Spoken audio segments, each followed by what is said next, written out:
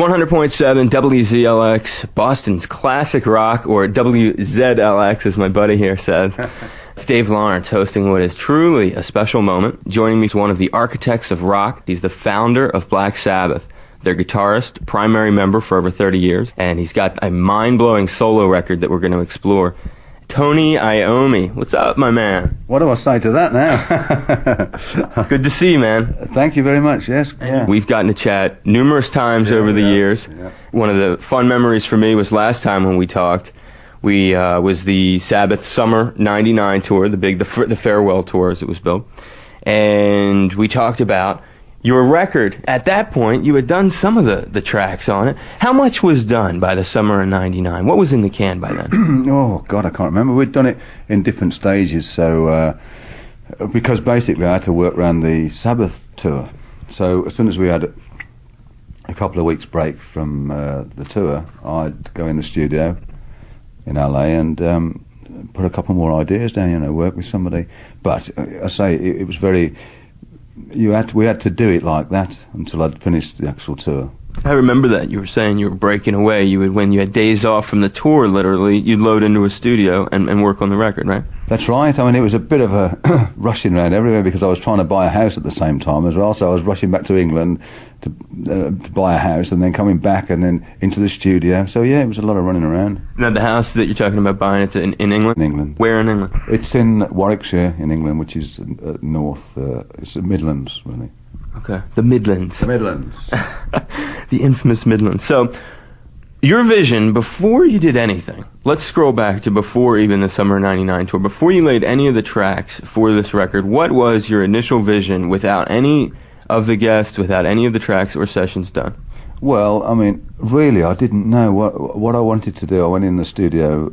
In fact, to go back to the beginning, I met Bob Marlette, who was the producer. Right. And I was introduced to him by Rob Halford, who says, you should check this guy out and see what you think. So I flew into LA and met him, and we talked about ideas and whatnot. But he's from a different walk of life to me. His background is like Tracy Chapman, he's done her album, and people like that. It's a little bit, a lot lighter. So I thought, well, it could be interesting, to work together with somebody like that, because all the other people I've worked with before have always been known for doing sort of more rock stuff, So that's how we started. So we started putting ideas down, and it wasn't quite in the direction I was feeling comfortable with. And we got about 15 or 20 tracks, which I thought were good, but it weren't what I wanted for this album. And towards the end, we started going into the direction because we got to work with each other. He knew then what I was like to work with and what sort of thing I was looking for. And so then we started coming back onto the riff, really, and more heavier stuff. And then we got a list of people who we'd like to use on this album. Now, how did you got a list? Now, that was something, you say that, did you come up with it, you and he sitting in the studio, mulling over artists that you had contemplated for certain tracks, or just artists in general?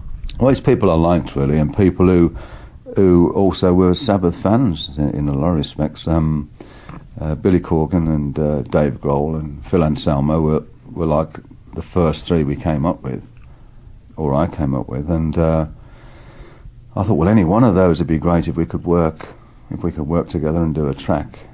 And it certainly surpassed anything I thought, by getting three of them, and with each of them doing 2 and 3 tracks, it's brilliant. Let's run down really quickly.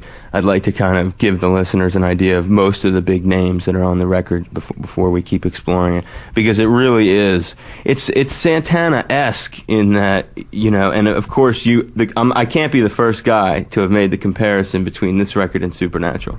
That's right, yeah, a lot of people have. It's unfortunate that I was writing mine before he started, but, the way it was with the Sabbath tour, I couldn't have done it any quicker. But, yeah, they have, yeah. That's do you like that comparison? I think it's a nice comparison. Yeah, I think it's good, yeah. God, yeah. I could do with a few 7 Grammys instead of... 21 million copies around the world. Yeah, I know. He hit the lottery with that one. Yeah, I did. Good luck to him. He's been doing it a long time and he deserves it. Do you have any kind of rapport with him? Have you ever met him? I think I met him years and years ago. I went to see Santana with Geezer in New York in 1971 or something like that. What venue was it? The Fillmore? The Fillmore, yeah. Cool. Yeah, I was just talking with Ozzy is a big fan of that record apparently, and I did an interview with Ozzy and Sharon actually when Ozfest was in town recently. They were here for 2 days, and they were both raving about that record, and because Sharon and I were also talking about your project, which I know she handles. It was just it was a natural sort of analogy to make, to look at his record and all the different stars that have come together behind him, influenced by him, inspired by him, and then your album, and it's a very similar kind of patchwork. It's peculiar how we both had the same idea, probably the same time, and he probably had as much problem putting it together by trying to find the people who in between their tours as well, like I did, because it was really hard, because we had to work on a spot where they were off and I was off at the same time, which was bloody difficult. No, I remember you telling me about the frustration of it. So let me run down the list. Here's who we're talking about. Smashing Pumpkins' main core member, Billy Corgan, guitar player, singer, Pumpkins band I've seen quite a few times. I even saw them once in L.A. Dodger Stadium. They opened up for Kiss on Halloween. Yeah, I remember that. Yeah, I remember. Yeah, well, it was just after that, actually, when I got together with Billy, I think. Show? I think so. I think it was then. Cause either that or I seen him after that, but I know we got together at some point. Okay. Queen's Brian May. Great to see him popping up on a couple tracks. Oh, yeah, great player, Brian. I've got to have Brian on. He's one of my oldest friends. Yeah, I know you guys have a major rapport, and we'll get back and we'll talk about Brian May later for sure during this interview.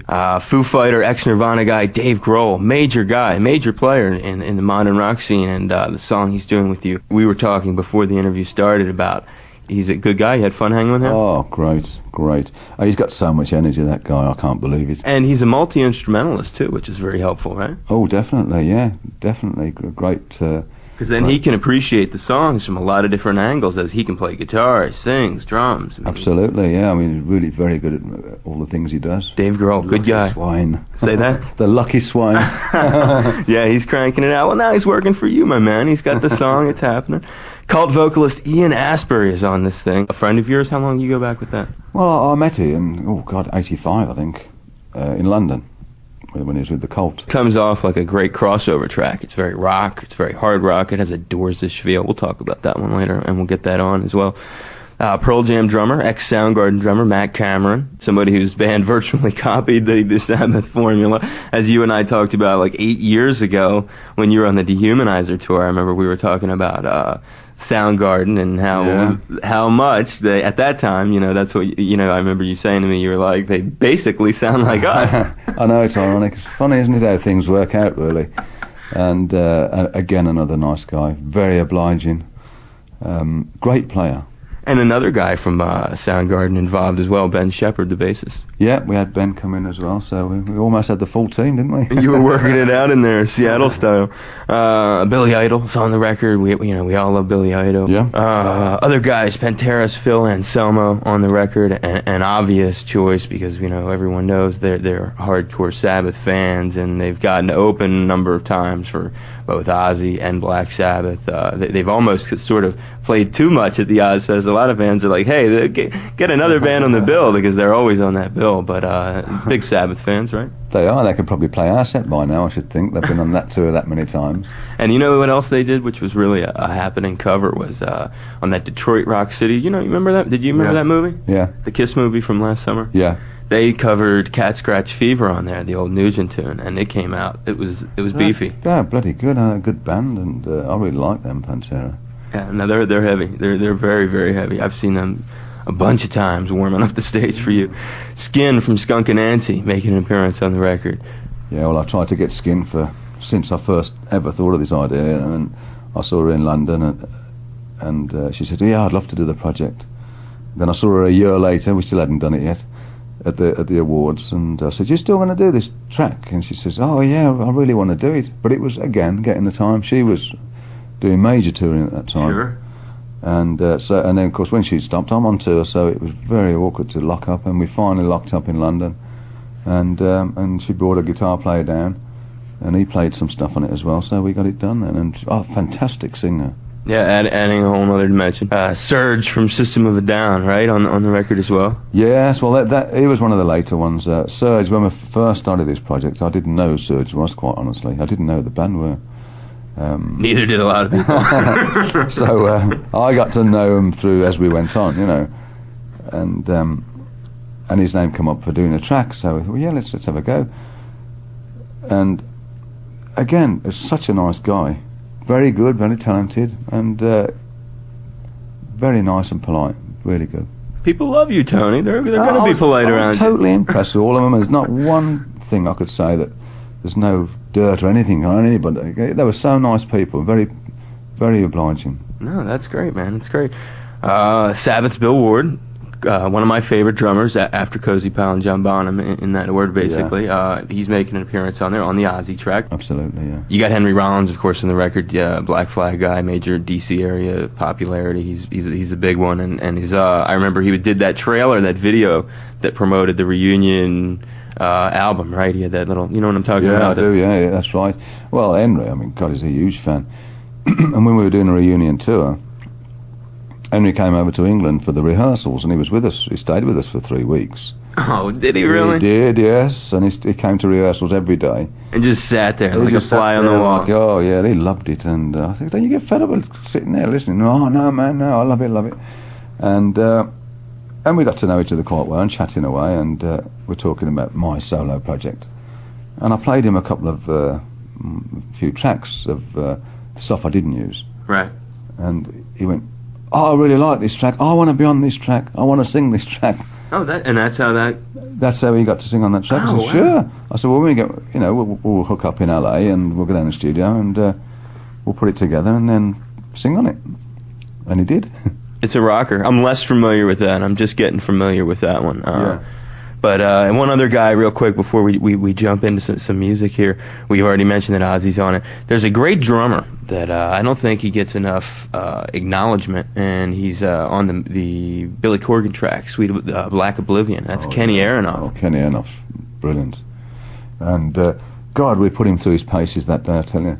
And he's, just for people's knowledge out there, Mellencamp's longtime drummer. He's done Fogerty recently. He's really, which adds another. You were talking about bringing in Bob Marlette and a different kind of feel to the project. Yeah. So does Kenny, right? Yeah. It was actually Billy Corgan who brought him in. Right. He does pumpkin gigs sometimes too. Yeah. So I thought, great, this is working out really good. And we actually started off that day with nothing at all. And by the end of the day, we had the track. But Kenny, God, we changed it so many different times. And I was amazed how quick he picked it up, Who was the first artist that you actually did one of these sessions with? I think it was Henry. I think Henry done the first... Because that was back in '97, right? Oh, God, I can't even remember. Yeah, well, the reunion, the Birmingham shows is what you're talking about. It was after that. It was after the reunion stuff, yeah. Okay. Yeah. So early '98. Well, after that. It was after we'd done... You know what? It seems such a blur now because we've done so much, but it was well after that. But he was the first one. Okay, Henry. Okay. Aside from the obvious names, which Brian May and the guys from Sabbath and stuff, who did you have a really strong relationship to prior to doing the project? Well, I got together with Billy Corgan quite a few times over a period. Socially? Yeah, we'd go out for dinner or lunch, or when I was in Chicago I'd phone him up and we'd go and have lunch or something, if he was around. Now, how did you develop a relationship with him? Did he just meet you somewhere and be like, Tony, I'm a huge fan? I mean, because everyone knows he's a massive Iommi fan. I actually spoke to him quite a while back on the phone, and we were talking about sounds and guitar sounds and stuff. And that's when I first ever spoke to him, which was quite a long time ago. And I said, oh, yeah, well, great, we'll have to hook up one of the days, and I'm in the States, and that's what we did, really. So he would be your, besides the obvious guys, that would be your strongest relationship prior to doing the project? Probably, yeah, and Dave Grohl as well. We got together a few times, and I'd see him more or less, he'd be coming to shows as well. So I saw him on and off, as he bobs in and out. Did you ever meet Kurt Cobain? No. Never met Kurt. Wonder if he did. Dave ever mention if he was a big Sabbath fan or not? Yeah, he did, yeah, he said he is, yeah. They used to do Sabbath occasional tracks, I think. I think 90% of people out there of some time in their life, of musicians, have played a Sabbath track. Yeah, so he did, he's told me a few stories, but I'll let him tell you that. No, So who would you say, when I look at the record, if there's 10 tracks on the record, most of the music, 90% of the music is out of your head, correct?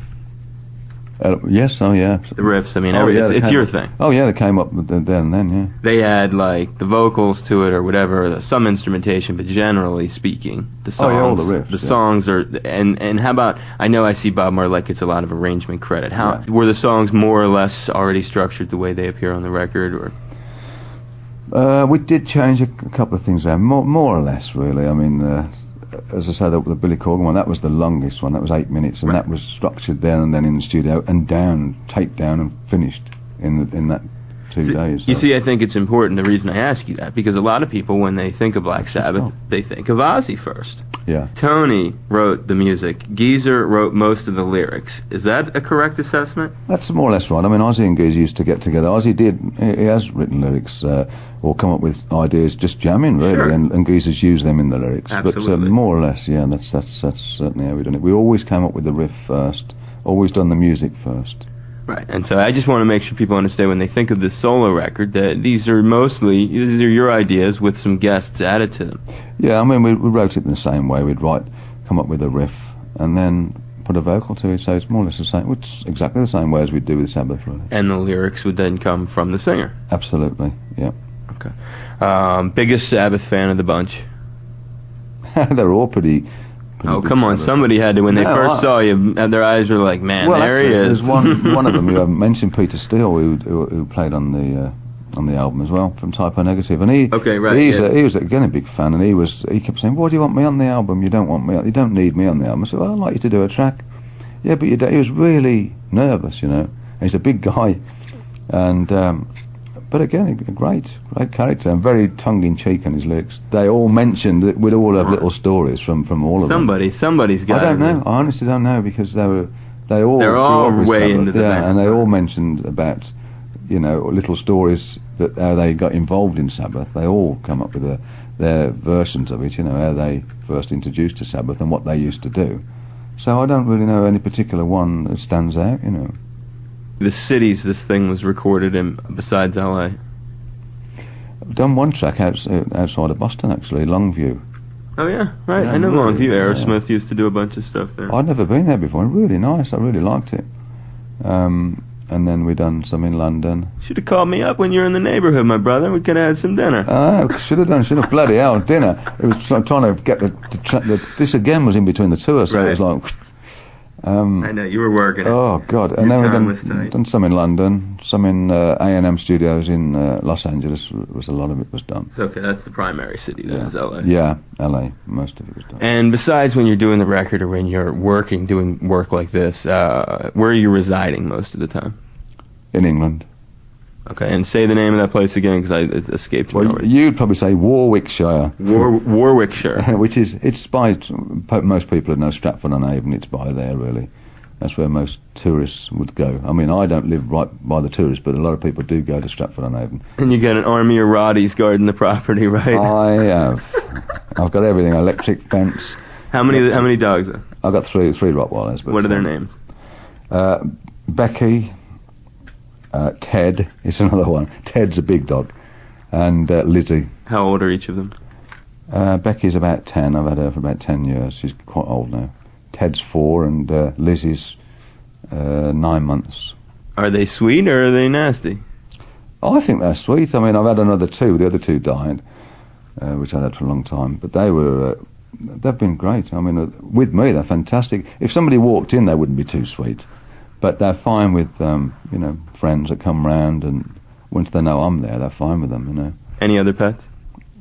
Oh, God, it's like McDonald's at bloody our house, at McDonald's farm, should I say, not McDonald's, the restaurant. I know what you mean. We got horses and bloody ducks, because this place I bought, it's got a huge lake, and it's got, the guy who had it before me had 2,000 prized ducks and geese on this. They're cool. Lake. Oh, they're cool, yeah, but it just... they poop everywhere, but they're fun. Yeah, I don't actually look after them. Maria does all the looking after them. She loves them. So,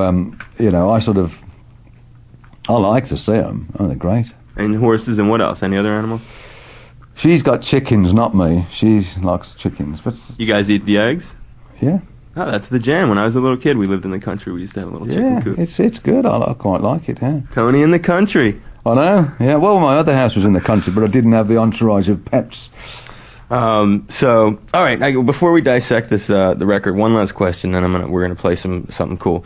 Any tour plans to promote this thing? Like, I remember that was the thing we talked about summer '99 at the Ozfest show we were hanging, and I asked you, would you go on the road? You know, would you get some of these guys, a few of these guys, and do some dates? And you said maybe you do a few. What's the verdict on that?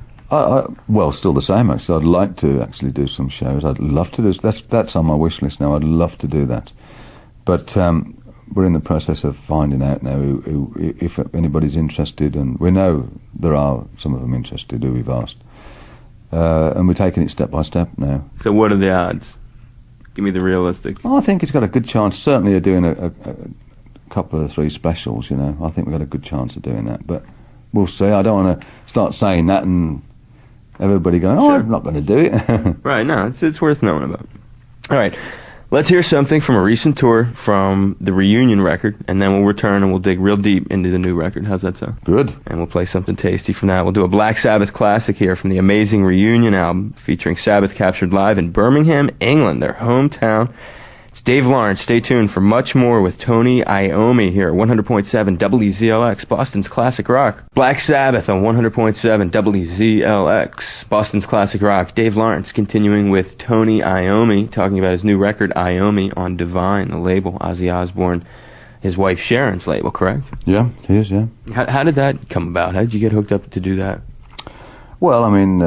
it seems almost an obvious way to go, really, but... It does, but it also seems like a hell of a lot of reconciliation in the interim. From a fan's point of view, there was a chasm between you and Ozzy, and now all these years later, not only have you guys done a reunion, but you're getting sort of a support system based around on Ozzy's own machine. Yeah, well, I think Sharon showed interest from the beginning when the idea was mentioned, really, so it seemed like...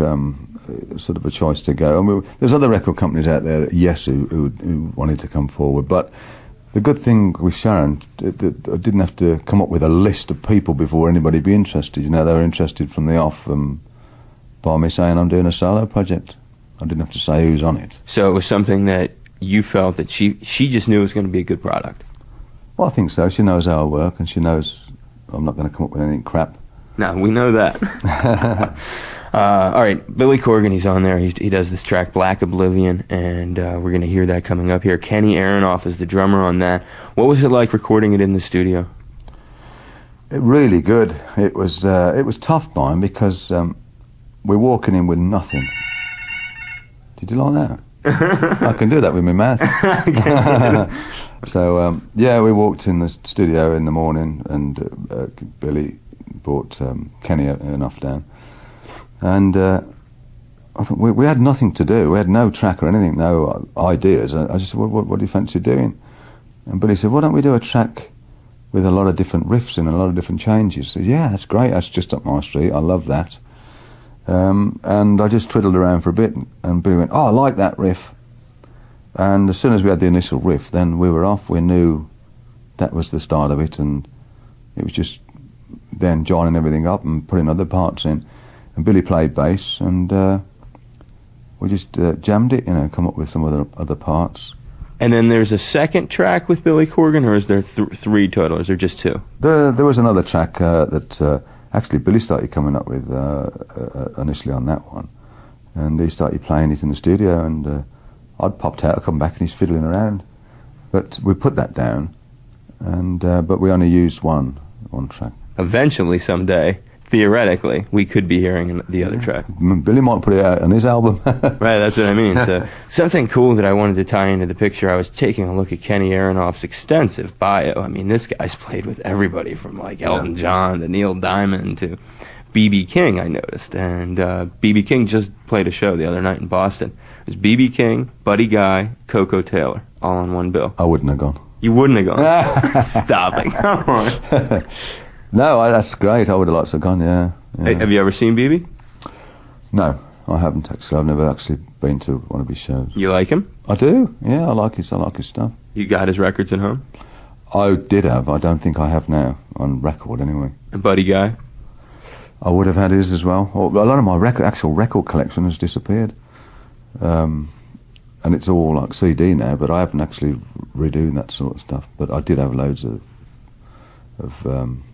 old blues stuff. I just have never ever asked you about B.B. King before, and it was seemed when I was watching the show, and then we were hanging with him after the show, and he's the most humble guy in the world. He's 74 years old. I don't have to tell you, he's done it all. Yeah. And he's just so mellow and easygoing, and I was like saying, man, I know I'm going to be talking to Tony. I wonder what you would call him an inspiration?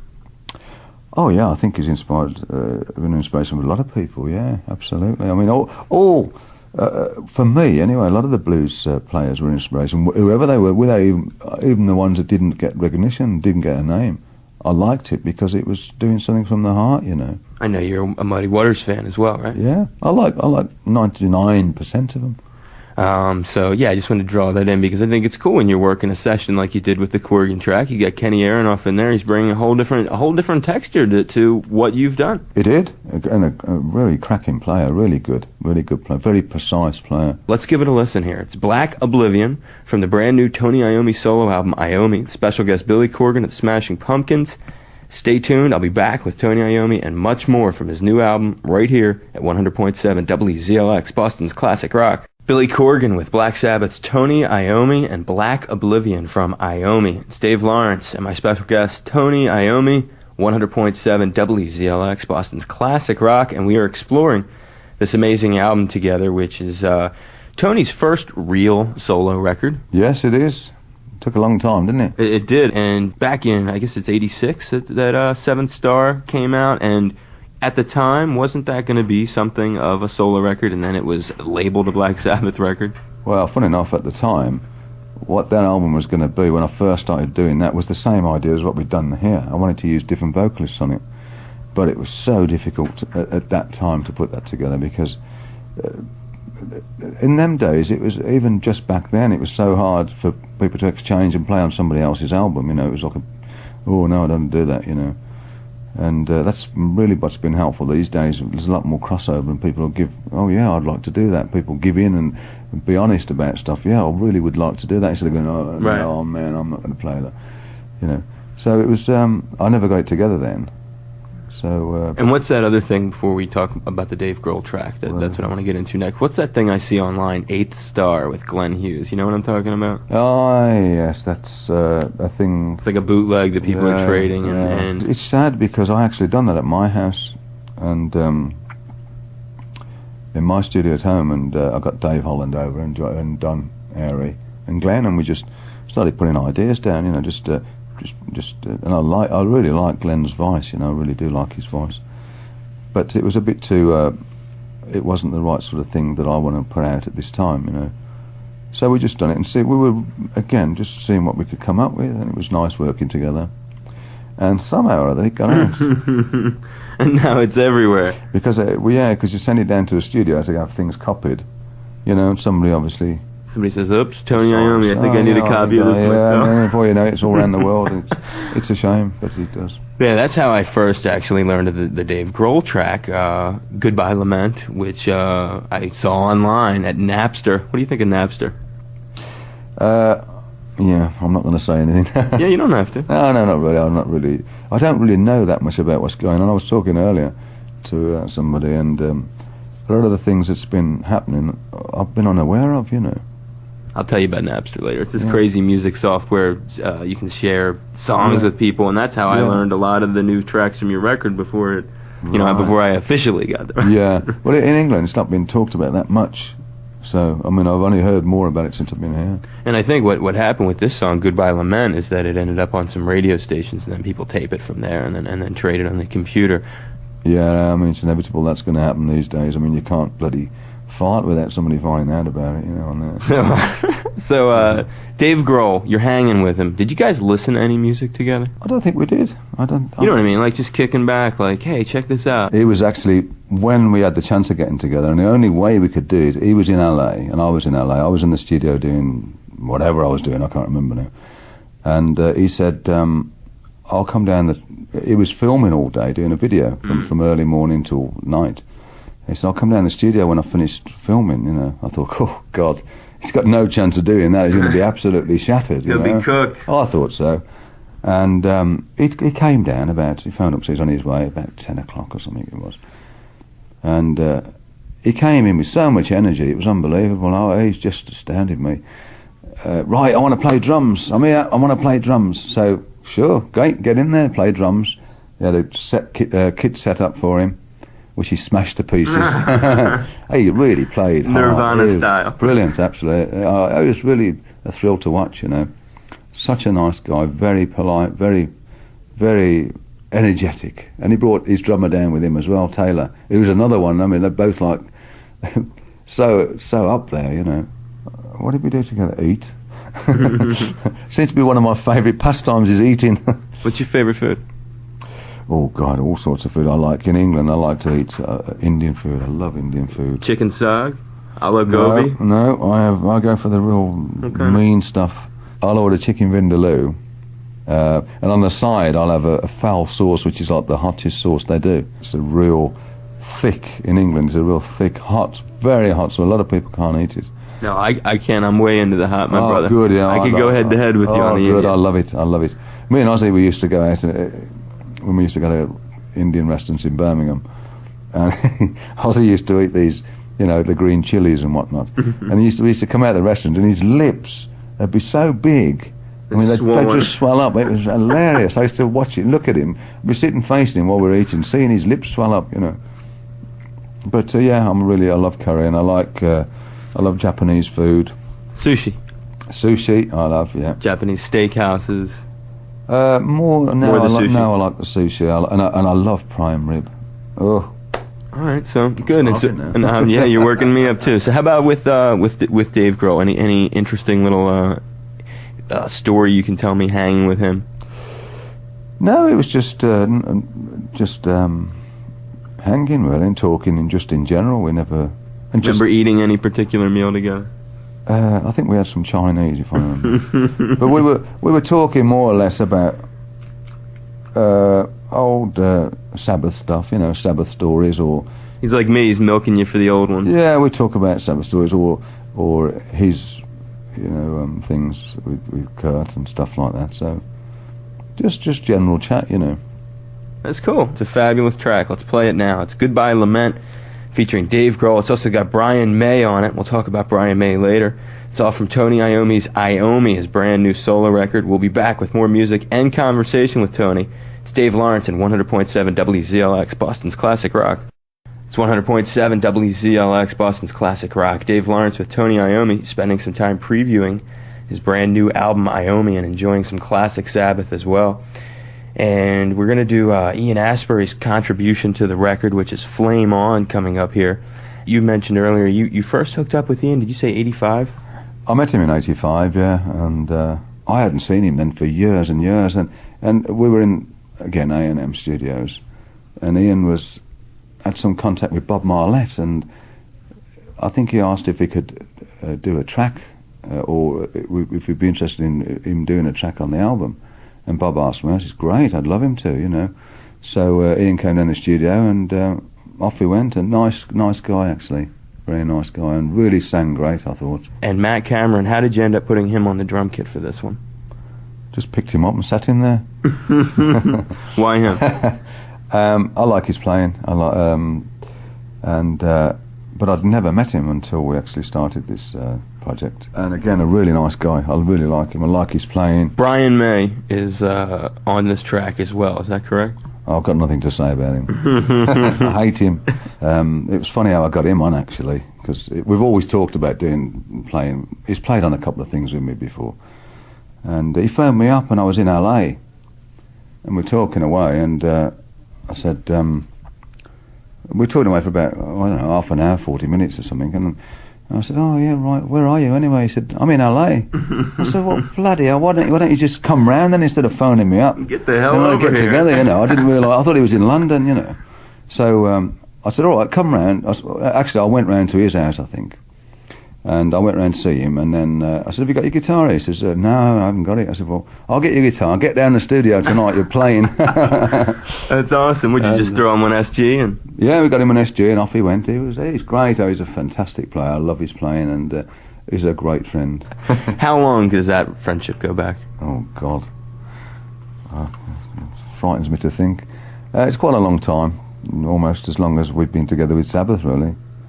It's probably getting up there for 30 years. Did Queen and Sabbath ever share the same stage at a concert other than by the transcontinental Live Aid experience? No, we didn't. I'd often have Brian jump up on stage with me in a couple of things. He's never actually played with the original Sabbath, but I've had him get up and play with when we had Dio. How friendly is Brian with the other guys in Sabbath? The original guys. He's yeah, they all know him and stuff because he used to come down to the studio quite a lot. And what about Freddie? No, not Freddie so much. No, never. Were you friendly with Freddie? Not that much. No, Freddie. Every time I go and see Brian, Freddie was very rarely there. I'd either go down to see Brian in the studio, or Brian would come and see me, or I'd go to Brian's house. So you wouldn't really see Freddie that much, you know. You don't have any good Freddie stories you can tell me, him backstage? I don't. Nothing? None. All right, I know Freddie's an illustrious one with the partying. Yeah, well, I know a few of them partiers. and you did a magnificent job at the tribute to him too. I know I myself was a little bummed out because they weren't giving you enough screen time in America with that. But so you were on stage doing the track with Roger Daltrey was out there, right, when you were up doing that? Yeah, I done one with Roger and someone else, Elton John. Elton John, right? And maybe one at Bowie. Yeah, two more. No, I did one with Metallica. Metallica, yeah, well, yeah. And what's his name? I forgot the name now. It's embarrassing, isn't it? That's cool. Van Halen's singer now. Gary Sherrill Extreme, right. Yes, yeah. Yeah, he booked from that band now. He's from around here too, you know. He's a local Boston guy. Is he? Yeah. Oh. He's from there. They're all nice guys. I liked them. They're very nice people, yeah. But Roger Daltrey, I mean, I've seen him years ago when I was with Jethro Tull for that period. We'd done the Rolling Stones Rock and Roll Circus together, you know. Yeah. That's when I first met him, as we shared the same dressing room with The Who. Is Daltrey a friend of yours? No, he's not a friend. You've met, he knows acquaintances, yeah, we've had a good chat over the times, yeah. How about the other guys in The Who? Oh, yes. Keith? No, not really. No, Keith Moon, I did a show years ago where they asked me if I'd promote this charity show. Would I get some of our friends together? So I got John Bonham to come because he was, you know, one of my good friends. And he said, "Can I invite Mooney?" I said, "Sure." So that was definite runk. That's trouble. Those two guys. Man, it was definite trouble. So Keith Moon arrives, and I'm upstairs trying to get all these things organised with these bands, and we were going to play at the end, do like a surprise guest thing, you know, which never actually happened because I went downstairs, and Keith Moon's absolutely spark out on the floor. And I go, oh no, and John wasn't much better, and so I had to take him home. You know, I thought, bloody hell, it was just one of them nights, you know. But that's the only I've seen him a couple of times. I didn't really see him on a regular occasion, but I did with John. I seen him a lot. No, I know that Ian just recently, the Cult were opening some shows for the Jimmy Page Black Crowes tour this summer in the U.S. Oh, really? Did you catch any of the Jimmy Page Black Crowes at all? Have you seen them together? You know what I'm talking about? Yeah, I do. I was talking about that the other day to a friend of mine's working with them, but I haven't seen that, no. Have you heard the record? No. I'll get you the record. Oh, good man. You'll like it. Live at the Greek in L.A., 2 CDs, those guys. Oh, right. You dig that stuff. Is it Zeppelin stuff? Mostly Zeppelin. Oh, right. A few Crowes tunes, and, you know, covers, the Crowes, like Hard to Handle's on there and stuff like that. Cool. I just wanted to touch base on that too because I knew that the Cult were out and they had done a bunch of West Coast dates. Unfortunately, Jimmy's back is bothering him, so they just canceled. I heard that the other day because he's actually going to sing the same chap. Because I had exactly the same problem on the Ozfest. I had the sciatic problem, and Jimmy's got exactly the same, and he's seen the same guy. Is he a pal of yours? I haven't seen him for a long time. But he knows you. Oh yeah. Bonham, you were the tightest. Bonham, yeah, and Robert, of course. You're tighter with Robert than you were with Bonham? No, tighter with Bonham, but Robert is a friend as well. I've seen Robert a couple of months ago. I went to see him play. Priory of Brian? That's right. He phoned me up and says, you want to come to the gig and come and watch us? And yeah, I'll come. So I went to have a look. And jumped up on very stage? Different. No, I didn't. Did you do Season of the Witch with him or something? I didn't do anything with him. I didn't know half the bloody songs they were doing. I said, what the hell's this list, you know? They were getting folky. But he enjoys it. He loves it, you know. That's cool. Yeah, no, and Ian Astbury seems like a guy who really relates to all that older classic rock kind of styling, right? Ian Astbury, yeah. He's, I mean, again, another really good singer. So let's fire up Flame On and hear it ourselves here, featuring Ian Astbury jamming with Tony Iommi from Iommi, and also Brian May from Queen on this track. And then Tony and I will be back here at 100.7 WZLX, Boston's classic rock. Hello, this is Tony Iommi from Black Sabbath, and you're listening to Dave Lawrence on 100.7 WZLX, Boston's only classic rock station. Thank goodness. Good to see Bill's name on the lineup. Yeah, I didn't want him on, actually. You're picking on him still, man. Yeah, really. You got to pick on him, haven't we? You guys don't let up on the Bill, man. But, it's great to have Bill. And Ozzy, it's fantastic with Ozzy. Ozzy asked me, actually, because I didn't ask Ozzy to be on the album, purely because I thought, well, he's got so much going at the minute, he's not going to have time to do it. Nah, you need him on there. And, I wanted him on. You need him. It's part of the glue. Oh, definitely. Wanted him part on of the there. breakfast, you know. But he said to me, he says, you haven't asked me to be on the album. This is Ozzy. And I said, what do you want to be on it? He says, yeah, of course I do. I said, great, that's brilliant. And Bill's sitting there. I said, do you want to be on it as well? He says, yeah, of course I do. So that was it. It was all done and dusted in one go, you know. I'm really glad they did. I'm really pleased. I mean, they've been old mates. I mean, I've got to have them on. It's fantastic. But you said it, so I got to say it back. Where's Geezer? Yeah, I know. I asked Geezer. A few times, but Geezer takes a lot of prodding. It takes a lot of prodding to get him to do He's a tough one. Oh, man, to get him to do a Sabbath album, it takes a lot of prodding as well. But he was just doing something. He was just off somewhere. I don't know what he was doing, but I did ask him, so. Let me play you that little clip of the Ozzy interview right now. Good. Very nice. They're organised, aren't you? Yep. And if I could, just get you to throw these on real quick and listen to what Ozzy said about you. Are you curious to hear it? I am. Let's set the record straight on something. As a huge Sabbath fan, which I am, Tony Iommi, the greatest hard rock guitarist of all time. I think he's so underrated. It's not even funny. I mean, you know, I think that in his own right, either he's not a man to touch him for some of the hardest, heaviest rock riffs of all time. I mean, you got your Clapton's great. He's a phenomenal player and he's well acclaimed. He's recognised.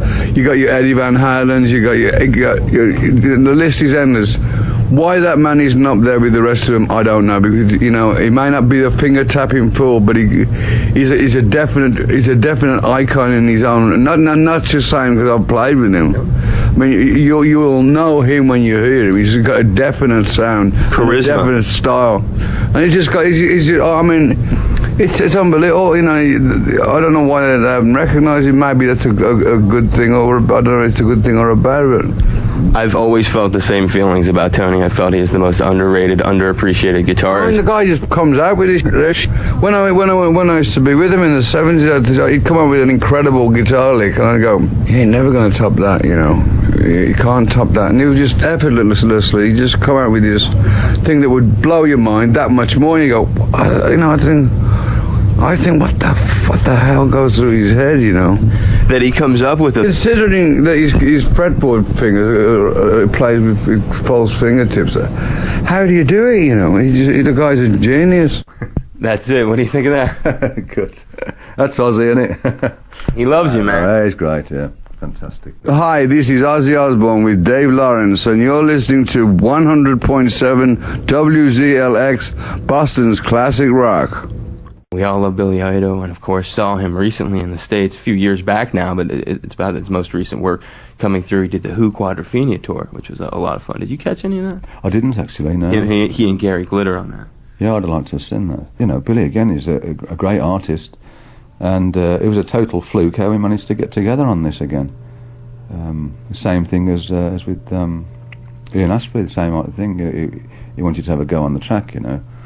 And he came over to the house when we were in LA, Bob Marlet's house, and we played him a couple of ideas of riffs, and I want to go with this one. And we put the song together. He says, "Can I take it home and work on some lyrics?" And which he did, and came back the next day, sang something, took it back, worked on some more lyrics, and brilliant. It was really very again, very good. And then we wrote another song with Billy. We didn't use that one because we only wanted one from each artist, really. But it was nice to do more. You know, it was nice to get more involved and to have more to choose from too when you go to figure out Definitely. what's going on the record. Absolutely, yeah. Let's give it a listen here from the brand new Tony Iommi solo album, Iommi. Stay tuned. I'll be back with Tony Iommi right here at 100.7 WZLX, Boston's classic rock. We're taking care of business and having fun with Black Sabbath's Tony Iommi. It's Dave Lawrence, 100.7 WZLX, Boston's classic rock. I couldn't get out of here without talking to you a little bit about Black Sabbath. When you look back in time, what would you say if I said to you, when I look at my poster of you opening up, you're at the Fillmore West. It's Black Sabbath, first on a bill. And I think it's like Arthur Lee and Love, and I forget who was in the middle, and then James Gang in the middle, Sabbath, first band on the bill. All these years later, it's the year 2000. It's 30 years after those gigs, which were November of 1970 that you were doing that gig, Fillmore West. What goes through your mind when you look back to that? Do you remember those gigs? I do, yeah. What goes through my mind is, bloody hell, I'm getting old. Yeah, it was great, actually. I really enjoyed it. I thought the old Fillmores were really good. I did like those venues. And we've done that a few times, the Fillmore. We've done it with Mountain as well. And then we started headlining ourselves just shortly after, so we weren't over here that long supporting. One of my other favorite Sabbath moments that I like to just hone in on and see if you can recall it, 1976, Madison Square Garden, New York City. Frank Zappa comes on stage and does two different raps. Both of these are captured on a bootleg. He's like telling the crowd to mellow out, Sabbath's coming out in a little while, and then as Superstar is playing in the background, he introduces Black Sabbath. Do you remember that? I do. What was the occasion? I can't remember what it was, but I know Frank he liked Sabbath. Certainly his favourite one was, what was his favourite one? Supernaut was his favourite one. He really liked that, and I went to see Frank actually when they played in England, and he played Iron Man. Is he a friend of yours? Yeah. I like Frank. He's helped me out a few times, as a matter of fact, when I was looking for a bass player when Geezer left, and we had Dio, and I found Frank up, and he says, "Oh, use my bass player." So I went over there, and we had a chat, and he was a nice guy, as are all the family. Yeah, God bless him. Yeah, and I know Ozzy's done work with Dweezil, and he's been in videos and stuff. When I think about Sabbath records, I know that something that's glaringly missing, something we need desperately, is a Sabbath box set proper in America with unreleased stuff, alternate tracks. Are we going to get that? Maybe. I mean, it's, again, record company-wise and stuff, I think we should. It'd be nice to have a nice, complete set so you can have all that. I'd like one myself. So hopefully. Someday down the road. But now we have the Iommi. We do. I want to make that into a box set. No, absolutely. No, it's a fabulous record. And it's been a pleasure getting to talk to you one more time, after all these years. And I appreciate it, dude. It's been a lot of fun. Thank you, Dave. That's great. It's a real treat, and I hope that you just remember when this thing, if you get some gold and you get some platinum from this baby, remember your boy Dave Lawrence in Boston. Thanks, man. It's 100.7 WZLX. Dave Lawrence, Tony Iommi. Go get the new Iommi records, Boston's classic rock.